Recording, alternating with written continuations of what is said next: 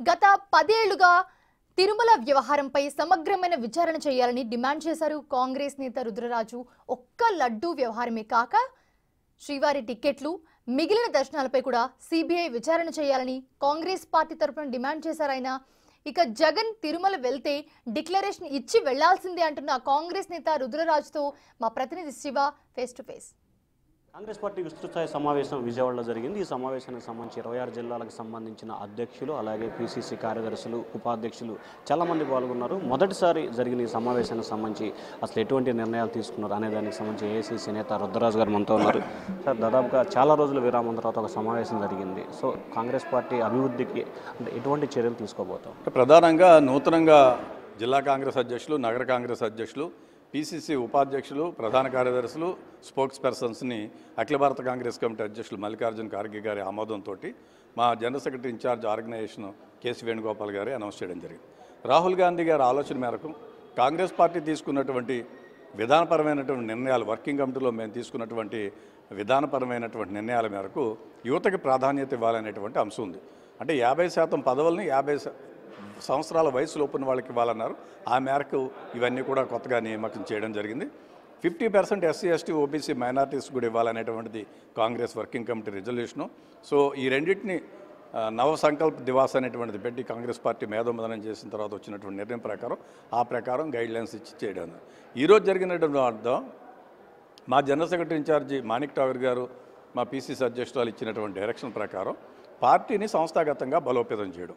అంటే ఈ జిల్లా అధ్యక్షులు, నగర అధ్యక్షులు వాళ్ళు కిందకి వెళ్ళి ఆయా జిల్లాల్లో మండల కమిటీలు కానీ, జిల్లా కమిటీలు కానీ, వార్డు కమిటీలు కానీ, గ్రామ కమిటీలు కానీ అప్ టు పోలింగ్ బూత్ వరకు వెళ్ళాలని చెప్పడం జరిగింది. అక్టోబర్ 10వ తేదీ నుంచి జూన్ వరకు ఒక టైం బౌండ్ ప్రోగ్రాం పెట్టారు. దాంట్లో పార్టీని సంస్థాగతంగా బలోపేతం చేయడం.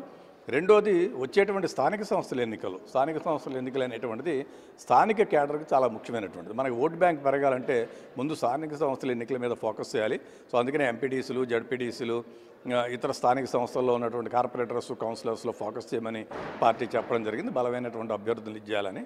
సార్, ఈ టీటీడీ లడ్డు విషయాన్ని సార్ దాదాపుగా మీరు 30-40 సంవత్సరాల నుంచి చాలామంది ముఖ్యమంత్రులు చూశారు, పనిచేశారు. అసలు ఏంటి సార్ ఈ వివాదం? డెఫినెట్గా చాలా దురదృష్టకరమైనటువంటి అంశం ఇది. కోట్లాది మంది మనోభావాలను దెబ్బతీసేటువంటి పరిస్థితి. రాహుల్ గాంధీ గారు కూడా చాలా క్లియర్గా చెప్పారు. కాంగ్రెస్ పార్టీ సెక్యులర్ ఐడియాలజీ ఉన్నటువంటి కాంగ్రెస్ పార్టీ అన్ని మతాలని కూడా సమంగా గౌరవించేటువంటి పార్టీ. ఈ పర్టికులర్ ఇష్యూలో జరిగినటువంటి అవాస్తవాలన్నింటినీ కూడా వెలికి తీయవలసినటువంటి అవసరం ఉంది. దీని మీద సిబిఐ విచారణ జరపాలనేటువంటి కాంగ్రెస్ పార్టీగా మేము డిమాండ్ చేస్తున్నాం. అన్ని జిల్లా కలెక్టరేట్ల దగ్గర మేము ధర్నా ప్రదర్శన చేసాం. సో డెఫినెట్గా కాంగ్రెస్ పార్టీ నేషనల్ లెవెల్లో కానీ, స్టేట్ లెవెల్లో కానీ ఈ కోట్లాది మంది స్వామివారి యొక్క భక్తుల యొక్క మనోభావాలు దెబ్బతినేటువంటి పరిస్థితి ఉంది. దీంట్లోనే కాదు నేను అనేది, దీంట్లోనే కాకుండా వివిఐపీలకు ఇచ్చినటువంటి గత కమిటీలు ఎవరైతే ఉన్నారో చైర్మన్స్ కానీ, బోర్డు కానీ అనేకమైనటువంటి అవకతవకలకు పాల్పడినటువంటి పరిస్థితి. నిన్న మనం పేపర్లో చూసాం. ఒక చైర్మన్ గారు ఆయన ఎవరేజ్ రోజుకి 500 వివిఐపీ బ్రేకులు ఆయన వ్యక్తిగతంగా ఇచ్చుకున్నారు. ఇవన్నీ దురదృష్టం. సామాన్యమైనటువంటి ప్రజలకు అందుబాటులో పెట్టకుండా భగవంతుడిని ఒక ఇదిగా తయారు చేయడం అనేటువంటి దురదృష్టం. సమగ్రమైనటువంటి విచారణ జరపాలి. సార్, రేపు జగన్ తిరుమల వెళ్తున్నారు. డిక్లరేషన్కి సంబంధించి ఒక వివాదం కొనసాగుతుంది. మీరు ఎలా చూస్తారు? డెఫినెట్గా డిక్లరేషన్ ఇవ్వాల్సినటువంటి అవసరం ఉంటుంది. సో మనం అనేకమైనటువంటి ప్రొసీజర్స్, ప్రాక్టీసెస్ చూసాం. సో దాంట్లో ఇట్స్ ఎ ప్రాక్టీస్. యూజువల్గా ఎవరు వెళ్ళినా స్వామివారి దగ్గరికి డిక్లరేషన్ ఇచ్చి వెళ్తారు. మరి ముఖ్యంగా వివిఐపీలు అయితే ఇవ్వాల్సినటువంటి పరిస్థితి ఉంటుంది. సో అది డెఫినెట్గా ఆయన ఒక నిర్ణయం తీసుకుంటారు. ఇది ఎందుకంటే మత విశ్వాసాలకు సంబంధించింది, వెరీ సెన్సిటివ్ మ్యాటర్. ఈ రాష్ట్రంలో సుఖ సంతోషాలతో అన్ని వర్గాల ప్రజలు ఉండాలి. సో మనం హిందూ సెంటిమెంట్ని రేపక్కర్లేదు, వేరే మతాలని యొక్క మనోభావాల్ని మనం ఇబ్బంది పెట్టకూడదు. సమగ్రంగా వారు ఒక మంచి నిర్ణయం తీసుకుంటే బాగుంటుంది. ఫైనల్గా వైసీపీ కాంగ్రెస్లో విలీనం అని చెప్పి ఇటీవల బాలినేని వ్యాఖ్యలను కూడా సోషల్ మీడియాలో దుమారు లేకుండా ఎంతవరకు వస్తాం సార్? బాలినేని గారు యువజన కాంగ్రెస్ నుంచి కాంగ్రెస్ పార్టీలో పనిచేశారు. అటువంటి వ్యక్తి భారతీయ జనతా పార్టీ భావజాలం ఉన్నటువంటి పవన్ కళ్యాణ్ తోటి ఎందుకు కలిసారో నాకైతే అర్థం కావట్లేదు. ఐడియాలజికల్ కమిట్మెంట్ ఉండాలి ఒక రాజకీయ నాయకుడికి. నిన్నటి వరకు మీరు జగన్ గారి దగ్గర ఉన్నారు. ఈ రోజు తెలుగుదేశం పార్టీ రానివదు కాబట్టి ప్రత్యక్షంగా వయా మీడియాగా పవన్ కళ్యాణ్ దగ్గరికి వెళ్ళారు. Pawan Kalyan is nothing but Hindutva ఎజెండాతో ఉన్నానని నిన్న కూడా ఆయన చెప్పారు. సనాతన ధర్మం అని చెప్తున్నారు.